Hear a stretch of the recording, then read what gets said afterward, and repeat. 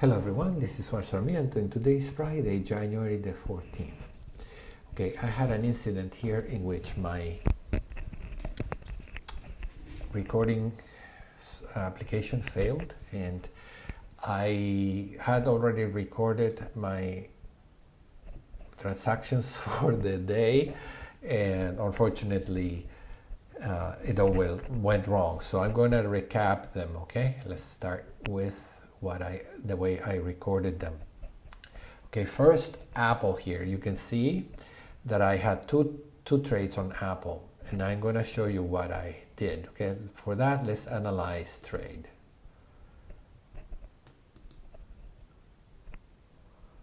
And analyze trade again. Okay, let's go to Apple. And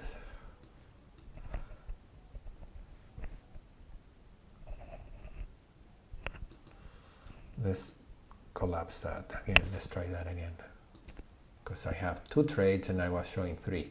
Analyze opposite, so we know what we had before. Okay, and then we see what I closed. Let's say analyze opposite. Okay, this is what we had. All right, so I was closing this position, and you can see that I have did the call side and then the put side. The put side was expiring, was pretty much expiring worthless, but I got 29 cents out of it.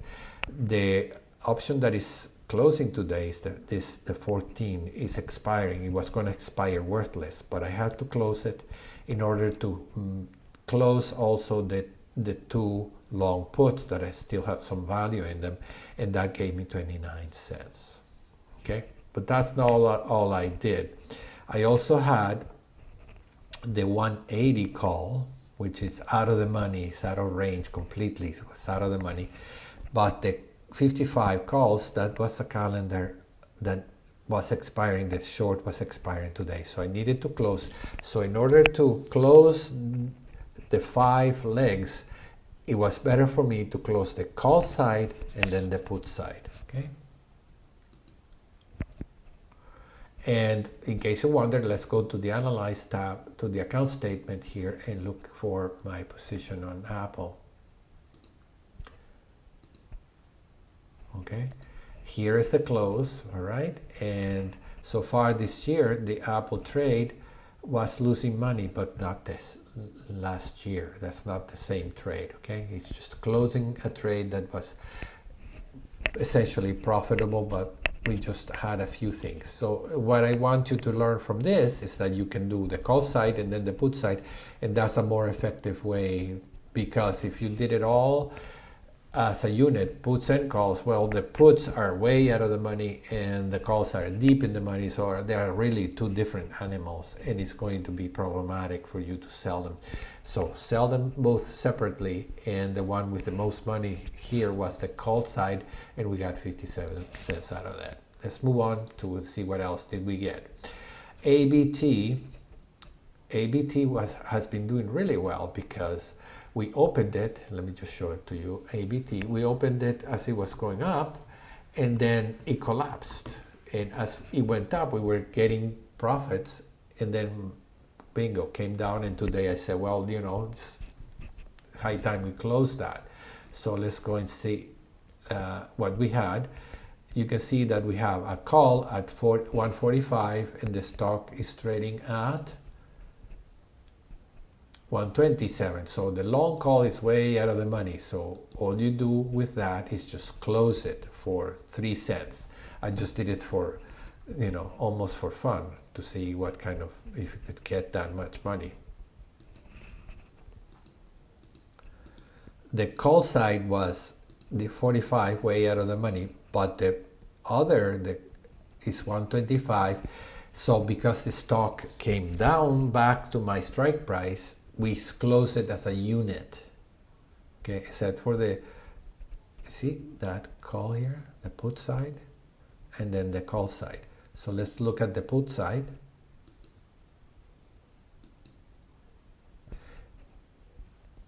And the call side.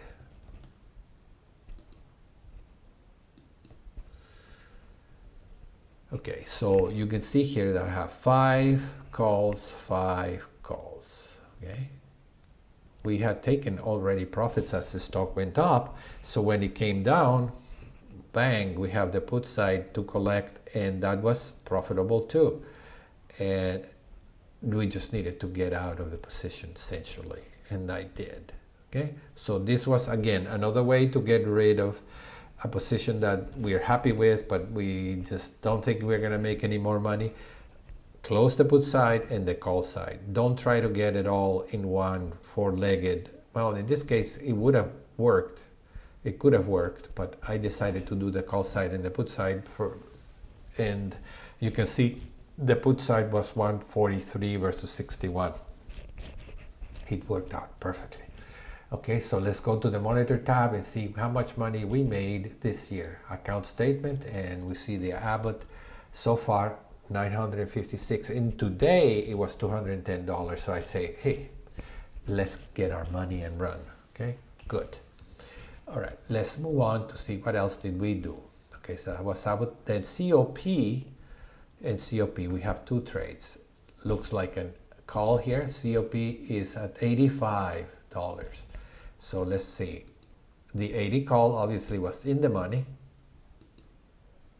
And we still have these puts here that I consider it is like a lottery ticket. Okay, so the call 80, that was out for $5.70. Not bad. And the 65 calls, analyze trade. And then we have the lottery ticket here. Obviously, we don't have any short puts because the stock is trading at 85. So I didn't do any January sell of any puts. So I only have the calls here, 65. And I closed it for 5 cents. And why did I do it? Well, because otherwise I would get assigned. I will get assigned these short calls that expired today. The short calls here would have expired today, and that would have been 500 shares. Okay, so I needed to close them.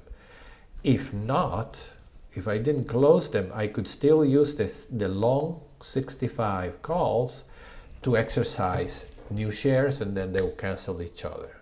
The short shares versus the long share. See, that's why I have at least the same number of calls in the short side and the put side, and the short side and the long side. Same with the puts. The short side and the put side need to be at least the same number so that I don't get into problems with my broker. Okay, let's move on. That was ABD. Home Depot. I think we did Home Depot. Okay, the Home Depot looks like I roll it down. Let's analyze that. Okay, yeah, I do have the trade here, okay, in which we have puts and calls at 410. The stock is trading at 370, and 410 calls as well, longs, calls and puts. But I did have a long 390 put that is the outstanding put, and I roll it down to 370. That's what this trade is. That's a way to get profits off the table. Okay, but I still have my trade is still delta negative in case the stock continues to go down, and it seems like it's going further down. At 372, if it goes to 360, then I could do another roll down. Okay, let's move on. I enter a new trade on WFC, and you might want to do that. The volatility is low. The stock, I entered 9 Gini trades, which gives me a cost of $10,000. No, $9,000, which is 10% of my account. So that works. And here, in case you wonder, here is Wells Fargo reported earnings, beat expectations, went up significantly higher, volatility collapsed. So that's a good time to enter a new trade. It's perfect. So for this situation, if the stock continues on higher, we will make money. If it decides collapse and in something like Oracle, Look at Oracle, for example. This could happen. Look at that. Big jump and then collapse. And the volatility spiked. Collapsed first, then it spiked again. And it's been going down, so you can make money with whether the stock goes up or down. So for this, we can say for TER, here it was when it reported earnings and kept on going higher. So you can make money that way too, okay?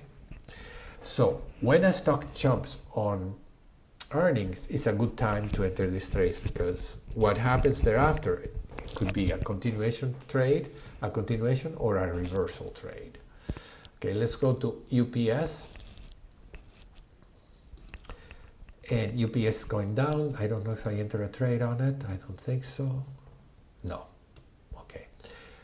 And in this case, I have January the 28th. That's what it expires. So I copied my trades. It's that series of trades here that I did on UPS. Let's go to the account statement. And let's go back 100 days.